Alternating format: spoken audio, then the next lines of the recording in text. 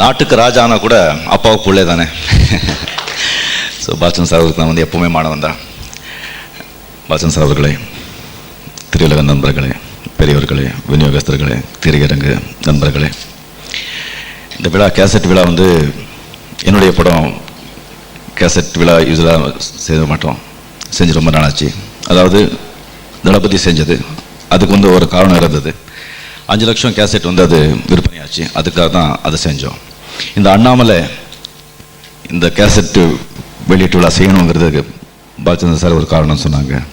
முதல் தடவை தேவா கவிதாலயத்தில் படம் ஒர்க் பண்ண போகிறாங்க, உன் படத்தில் மியூசிக் ஹிட் பண்ண போகிறாங்க. அதுக்காக இந்த விழாவை நாம் வந்து விழாவாக்கி அந்த கேசட்டை முறையாக நம்ம ரிலீஸ் பண்ணலாம் அப்படின்னு சொன்னாங்க.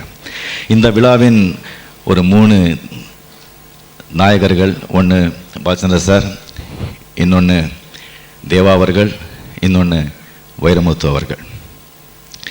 இந்த படம் 3 மாதம் ஜனவரியில் நான் வந்து டேட்ஸ் கொடுத்துருந்தேன். ஸ்டோரி சரியில்லாததுனால ஏப்ரலில் தான் படமே ஆரம்பித்தோம். என்னுடைய டேட்ஸ் கொடுத்த உடனே அதை வச்சு எவ்வளோ பிஸ்னஸ் பண்ணலாம், எவ்வளோ வியாபாரம் செய்யலாம், நாம் எவ்வளோ சம்பாதிக்கலாம், கதை அப்புறம் பார்த்துக்கலாம் அப்படி வந்து யோசிக்கிற ப்ரொடியூசர்ஸ் இருக்கிற ஒரு சூழ்நிலையில் பாலச்சந்தர் சார் அவர்கள் நல்ல கதை வந்த பிறகு தான் நம்ம அதை எடுப்போம், காட்சியை பற்றி பரவாயில்லை அப்படின்னு சொன்னாங்க. அதுக்கப்புறம் 2-3 சப்ஜெக்ட் கேட்டு அதில் ஒரு சப்ஜெக்ட் பாலச்சந்தர் சார் ரொம்ப பிடிச்சது. அவர் என்கிட்ட ஃபோனில் பண்ணி, ரஜினி அந்த கதை பாரு எனக்கு பிடிச்சிருக்கு, நீ கேட்டுப்பாரு அப்படின்னு சொன்னாங்க. நான் கதை கேட்டேன், எனக்கு அந்த அளவில் இம்ப்ரெஸ் ஆகலை. பட் சார்கிட்ட எப்படி சொல்கிறதுன்னு சொல்லி எனக்கு வந்து தயக்கமாக இருந்தது. அது ஃபோனில் சொன்னேன், சார் எனக்கு கொஞ்சம் பரவாயில்லப்பா, சிரிச்சிட்டாரு, அதை பற்றி கவலைப்படாத, வேறு சப்ஜெக்ட் பார்க்கலாம் அப்படின்னு சொல்லி. அவருடைய ஒரு பெருந்தன்மைக்கு வந்து நான் எப்படி வந்து நன்றி சொல்கிறதுன்னு எனக்கு தெரியல. அதுக்கப்புறம் 11ஆம் தேதி படம் ஷூட்டிங் ஸ்டார்ட் ஆகுது. 9ஆம் தேதி சில தனிப்பட்ட காரணங்களால் அந்த டைரக்ட் செய்ய முடியலை. 9ஆம் தேதி மருத்துவர் டைரக்டர் கூப்பிட்டு, பாலச்சந்தர் சார் இப்படி ஆச்சு, 11ஆம் தேதி நம்ம ஷூட்டிங் பண்ணுறோம், என்னுடைய மாணவன் சுரேஷ் கிருஷ்ணன் இவன் டைரக்டர் அப்படின்னு சொன்னாங்க. சுரேஷ் கிட்டே சொன்னாங்க, சரி இது கதை, title Annamalai and Deva music, என்ன இது நான் செய்கிறேன் அப்படின்னு சொன்னாங்க. அப்படி வந்து இந்த படம் ஆரம்பித்தது. இதில் வந்து தேவா அவர்கள் சரியாக ஒரு 20-25 நாள் உட்காந்து சரியாக ஒரு 100 டியூன்ஸ் 120 டியூன்ஸ் சலிக்காமலேயே கொடுத்து சாரு உட்காந்து 6 சாங்ஸ் நாம் வந்து இது பண்ணியிருக்கோம். இந்த தேவா அவருடைய ஒரு அந்த ஆர்வம், நல்லா செய்யணுங்கிற ஒரு எண்ணம், அதை வந்து என்னால் மறக்கவே முடியாது. மேலும் தேவா அவர்கள் மிகப்பெரிய மியூசிக் டைரக்டர் ஆவாங்கன்னு சொல்லி நான் டெஃபினட்டாக சொல்கிறேன். அதாவது நம்ம ஒருத்தர் வந்து யாரையும் நம்ம கம்பேர் பண்ணக்கூடாது. பிகாஸ் இந்த கம்பேரிசனே வந்து ரொம்ப தப்புங்க. வந்து மனுஷனுக்கு வந்து ரொம்ப துன்பம் கொடுக்குற விஷயமே 2, கம்பேர் பண்ணிக்கிறது.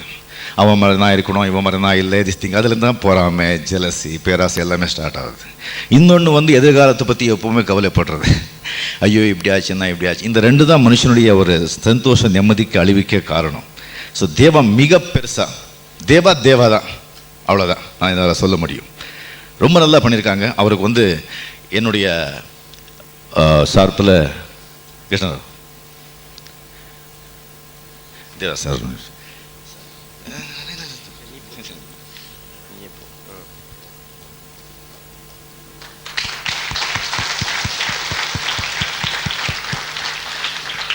ஸோ அதே மாதிரி வைரமுத்து அவர்கள்.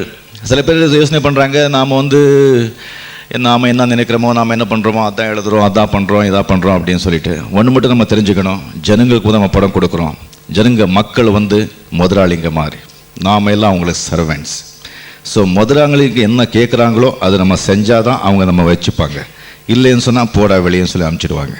அது தமிழ் ஜனங்க கொஞ்சம் ரொம்ப ஈவுயருக்கு ஜாஸ்தி இருக்கிறவங்க கொஞ்ச நாள் பார்ப்பாங்க, அதுக்கப்புறம் என்ன பண்ணுவாங்கன்னா ஒரே அடியாக வெளியே அனுப்பிச்சிடுவாங்க. ஸோ வைரமுத்து அவர்கள் அவருடைய என்ன திறமை இருந்தாலும் நம்ம யாருக்கு பாட்டு எழுதுகிறோம், ஜனங்க வந்து இவர்கிட்டேருந்து யார் என்ன எதிர்பார்க்குறாங்க அப்படிங்கிறத உணர்ந்துக்கிட்டு புரிஞ்சுக்கிட்டு, அதுவும் இல்லாமல் கதையோடு போய் அதை ரொம்ப அழகாக ரொம்ப நல்லா எழுதியிருக்காங்க. அதை வந்து என்ன வாழ வைத்தது தமிழ் பால், எவ்வளோ நல்லா பியூட்டிஃபுல்லாக பண்ணியிருக்காங்க. ரியல் அவருக்கு வந்து நான் எப்படி தேங்க்ஸ் சொல்லுறதுன்னு தெரியல.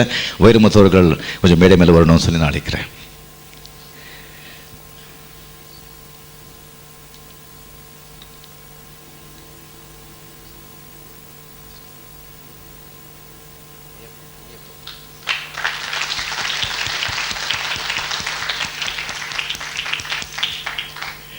ஸோ அதுக்கப்புறம் சுரேஷ் கிருஷ்ணா அவர்கள் அவரை பற்றி பாலச்சந்தர் சார் சொல்லிட்டாரு, என்னுடைய மாணவன், அவ்வளோதான்.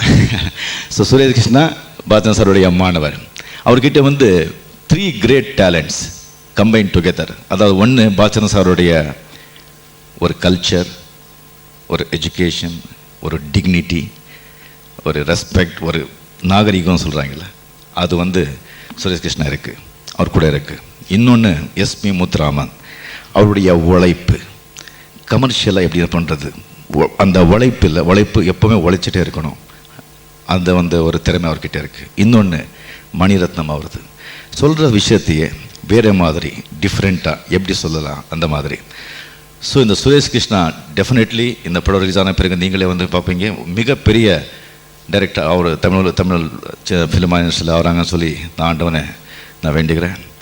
அப்புறம் இதுக்கு வந்து இன்னொருத்தர் இருக்கார், அது மிஸ்டர் நடராஜன், அவரை பற்றி நான் வந்து இந்த மேடையில் சொல்லி தான் ஆகணும். ஒரே டயத்தில் 3 படம் ஷூட்டிங் நடக்குது. அது 2 பேரும் புலிங்க. பாலச்சந்தர் சார் படம் ஒன்று, இன்னொன்று குழு மந்தாலே மணிரத்னம் சார் ஒரு பொண்ணு, என்ன வேணும்னோ அது வேணும். இங்கே சுரேஷ் கிருஷ்ணாவும் அப்படி தான். ஸோ இந்த 3 பேரையும் சமாளிச்சுட்டு கரெக்டாக ப்ரொடக்ஷனை பார்த்துக்கிட்டு ரொம்ப அழகாக இது பண்ணிகிட்ருக்காங்க. இது வந்து பாலச்சந்தர் சார் சொன்ன மாதிரி இந்த படம் டெஃபினெட்லி சில்வர் ஜூப்ளி போகணும் சொல்லி ஆண்டவனை வேண்டி என் பேச்சை முடிச்சு